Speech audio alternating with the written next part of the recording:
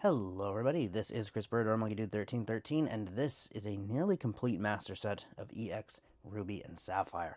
Not only was it the first set to feature Gen 3 Pokemon, but it was also the first set of cards ever printed by Nintendo/Pokemon rather than Wizards of the Coast. So, it'll be really neat to get into some of those details in a bit. Real quick though, 2 days ago, Master Set Monday was Heart Gold Soul Silver Unleashed, which featured the Legend Halves, the Primes, and a really fun tongue twister, which you may not want to miss out on. Also last week, Paldean Fates with the Bubble Mew, and Gym Challenge with the first edition Blaine's Charizard. Absolutely fantastic sets. Highly recommend checking those out. But I digress. Let us get into the Ruby and Sapphire set. Alright, so this set came out back in 2003, and as I mentioned earlier, it was the first set to be actually printed by Pokemon/Nintendo rather than Wizards of the Coast. So not only did they have a little bit of hiccups with their printing and all of that, but also this was their foray into actually printing Pokemon TCG cards. The sets before it, Expedition, Aquapolis, and Skyridge, were the last three sets by Wizards of the Coast, and Skyridge had an absurdly small print run, plus a ton of amazing crystal Pokemon in there, and so those sets are extremely hard to get and very expensive. Alright, these ones on the other hand, quite a lot more plentiful, and therefore a lot easier to find, especially at affordable prices. But this set still had a ton of bangers in it. You may notice that there's a giant E in the bottom left here, along with a big open space. When we get to the non-holos, you will see that there's a little code down there, and that is so that kids at the time could take their card, like a credit card-ish, and put it through their e-reader on the back of their Game Boy, and it would show them a little mini game or a Pokedex entry or something fun about the card. And since that's the case, a lot of these cards that you'll find will have a bunch of extra scratches along the bottom, which are where kids have used it as an e-reader card. So it is a little bit more tricky to find copies of these cards that are not used in that way, but it's not all that difficult. Not every single kid did that. I'm lucky enough to have these cards in fantastic condition. Just look at the clean holo on this Dustox, plus the sunset in the background just looks beautiful. Very, very happy to have these. We got these maybe 10 years ago-ish at this point, and it was fun to collect them at the time. This Gardevoir is beautiful, and this set features a lot of Ken Sugimori artwork, which is why you'll see a very recognizable picture of a Pokemon that you've seen a million times, and then kind of a, I don't want to say generic, but a fairly simplistic background behind it. Alrighty, so we're just about to get to the end of the first page, and I can show off some of the actual e-reader codes on the next page. So I did not start with Ruby and Sapphire. I started with Red and Blue, so this was not my introduction to Pokemon, but I do know a lot of you guys and a lot of other people did start with Gen 3, and Ruby and Sapphire were their first games, or maybe even Emerald was your first game, and those games are fantastic in my opinion. I think they solved a lot of the quality of life issues that Red, Blue, and Yellow had, same with Gold and Silver, and they introduced an entire new roster of Pokemon that was just really fun to dig your teeth into. Gen 3 is up there as one of my favorite gens of all time, but I am very much in for the nostalgia, and so part of why I like it is just because I grew up with it, rather than most other reasons. This subtile is very clean as well, and I love this artwork. I prefer some of these other arts over the Sugimori art, but most of that's just because I've seen the Sugimori art so many different times that it is a little bit done, if that makes sense. Alright, Slacking chilling on his side. And then two more holos before we get into the non-holos here. We have Swampert, which evolves from everyone's favorite Mudkip, which spawned a fantastic meme, or it spawned a meme, from like 10 to 15 years ago. I like Mudkip. Alright, finally, Wailord. Very large and very compatible with Skitty in ways that I will not explain any more than I already have. Cool. Okay, so I'm not going to pull out all of these non-holo cards, but just as an example, we'll pull out this Swampert here, and you can see along the bottom that there's this little code. This code is actually what you would need to swipe through the e-reader and get the information about it, which means if you have a bunch of these cards, check down there for scratching.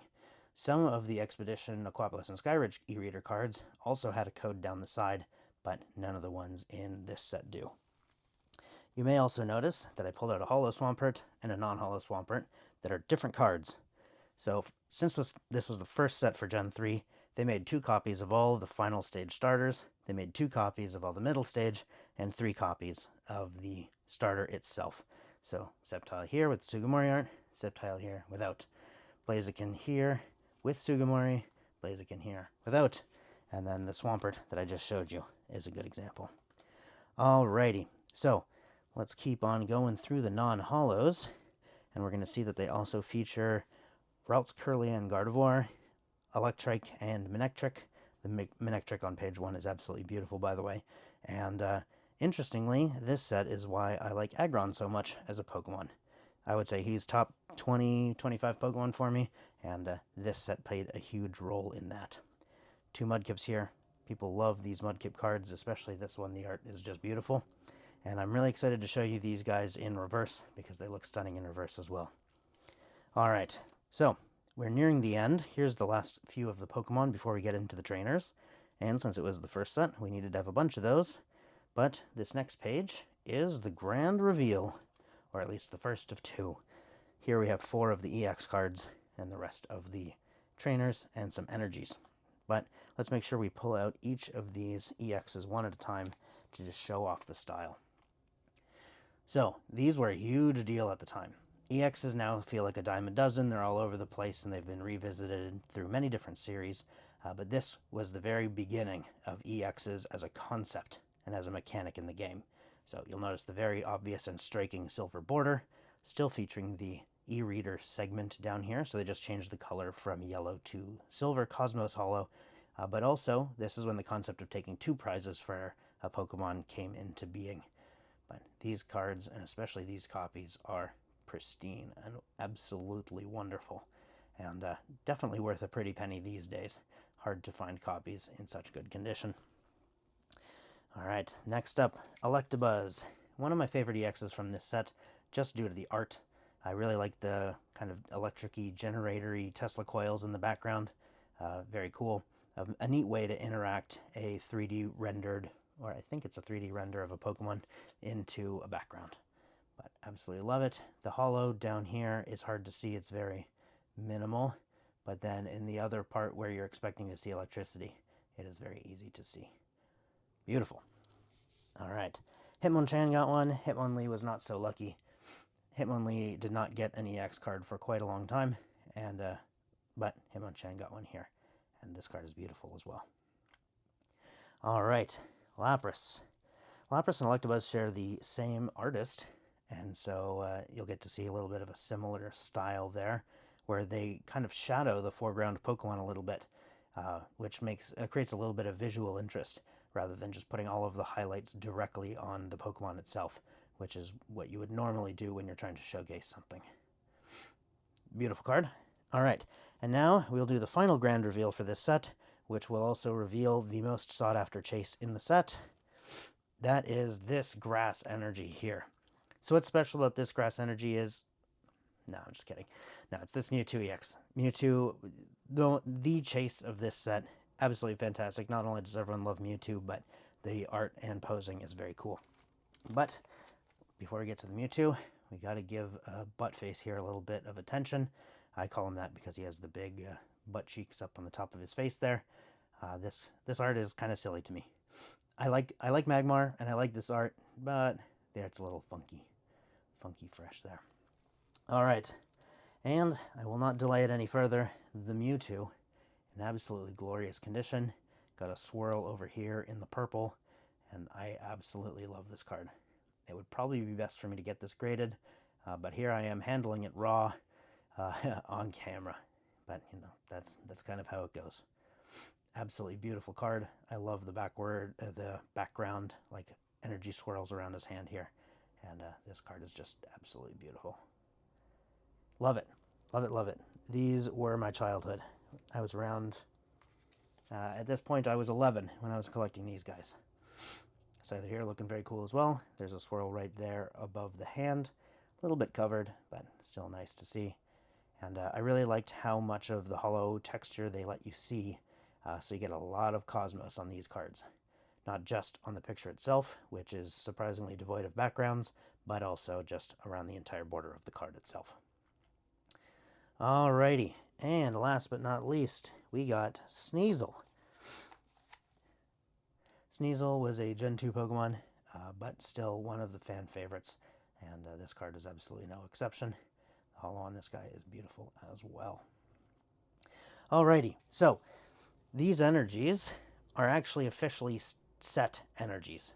A lot of modern energies don't say, for example, they don't say Obsidian, Flames, Grass Energy. They just say Scarlet Violet Energy, SVE, I believe it says on the bottom.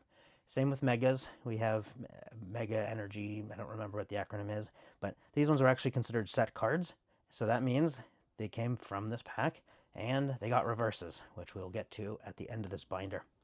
So real quick, we're 11 minutes in. We just finished the EXs and the energies, and we're still not missing anything. But this is Wishlist Wednesday, so let's go figure out what we need. You may also be wondering why these 3 cards are sitting down here at the bottom. Well, let me pull out this Blaziken and give you a little quick look through at it. Does anything look different about this than the Blaziken we looked at earlier? I would insert some Jeopardy music here, but I don't want to get this video taken down. So, same art, same attacks, same HP, everything seems same, right? Well, let's flip through back to the first page and pull out the other one. Okay, take a quick look at this one. What's different? Well, you may have noticed by now, but these cards are the same in every way except for the e-reader bar at the bottom. So this card and this card look the same, and when you look them up, people will get these confused all the time, and so this is a fun little teaching moment here. The Blaziken on the left was a holo in a pre-constructed theme deck that no longer had the e-reader series on the bottom, but these ones from the set did have the e-series border on them, and that's partially because of when they were printed. You can see the left one was printed in 2004 rather than 2003, and Nintendo was already phasing out the e-reader stuff at this time. So if you have any cards from this Ruby Sapphire set without the e-reader on the bottom, that's because they came from the starter deck. And while we have this Blaziken out, I might as well throw it out that Dragon's Majesty, 15 years after Ruby and Sapphire came out, did reprints of this Blaziken and its entire evolution line as well. So if you like this Blaziken art, but you don't want to or can't find the Ruby Sapphire version, you can always pick up one with a new webbed holo pattern, or new webbed holo pattern from 8 years ago in Dragon Majesty. Neat. Okay, so let's throw this back in there and flip our way back to where we got this starter deck. We are not officially collecting the variants for this, and so we threw these in the back here so that if we ever did decide to collect them, we would already have a few. So meaning we're not getting rid of them, but we're also not specifically trying to aim for these as a set right now. We're just looking for Ruby and Sapphire itself. So, Wishlist Wednesday. What are we missing? Well, as I always say, it's not a master set without the reverses, and so let's get into those. And we will immediately see 2 missing cards, Aggron and Gardevoir. So, we've been looking for these at card shows for 9 months, 10 months, finding these cards in a condition that's worth getting, which is LP or better, preferably near mint for these guys because of how specifically easy to damage the reverse holo pattern is. These are very hard to find. Difficult to find good quality copies of these cards, and part of the difficulty in that is there's not a ton of value to them either. And so vendors don't really want to buy them from people because they're hard to move. Not a lot of people want to buy them, and so you're kind of stuck. You just have to hope you come across someone. Luckily for us, there has been a recent surge in the Gen 3 reverses, the ones with the stamps that came out in the later half of Gen 3, and so these guys are kind of being picked up and brought along for the ride a little bit, and so we're starting to see these more and more often. But the reverse holo patterns on these are quite nice, and I wanted to pull out the Mudkip later and show you guys on that one.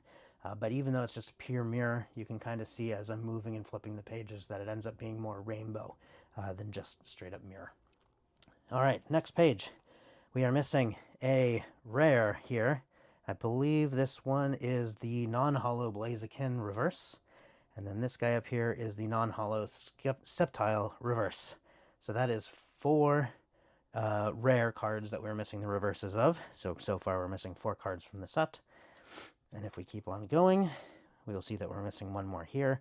And I think that's a second Grovyle. So we're missing the Sugimori art of the Grovyle here. But beautiful Skitty, beautiful Lairon. Absolutely love these. And next up, we have this entire page complete. Here's the Mudkip I wanted to pull out. Absolutely love the art on this Mudkip. And the reverse pattern that goes with these guys is just beautiful. So not only is it kind of mesmerizing to get lost in a perfectly scratch-free version of these reverse holos, but also I wanted to point out a little bit of fun fact. If you look around the border of the picture there, so I'm looking at the top left, right under the word Mudkip. Thank you, focus. You can see that the reverse holo pattern actually goes into the art a little bit. And of course, the goal of it being reverse is to not have it in the art, but it is anyway.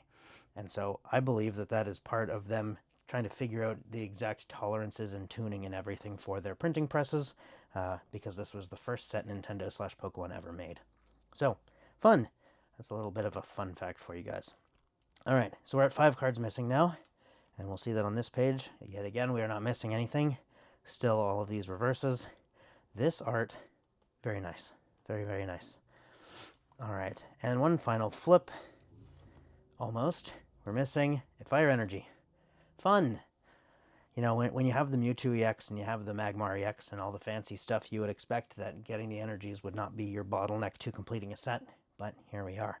We're missing a Fire Energy, bringing our total of cards missing to 6 now. And I lied before. Actually, one more flip. We are missing 1 other energy as well. So, 2 energies, a reverse holo uncommon, and then 4 reverse holo rares. Fun! We will be getting those at some point as we find them at card shows and we can verify that the conditions are nice. But we are 7 cards away from completing the master set of EX, Ruby, and Sapphire. Fantastic set. Beginning of one of the longest standing mechanics the Pokemon TCG has ever seen. Home of a few interesting print oddities and other mishaps. And overall, fantastic set. So, thank you all for watching. Let me know in the comments what videos you'd like to see next, what sets you'd like to see featured on either Master Set or Wishlist, and just a type of card or a feature or something about the Pokemon TCG that you're interested in for a potential Featured Friday video. I did one on artist Tomokazu Komiya a week ago, I think, maybe 2 weeks ago, not sure, and I liked filming the video, but going through and collecting 300 cards from our collection to shove into a different binder definitely took quite some time. So, if you want to see a certain artist, a certain Pokemon, a certain rarity of card, like I want to see every full art trainer, for example, we can do that for you. Just hit up the comments and let us know what you'd like to see. Alright, well, thank all of you guys for watching, and I will see you guys next time.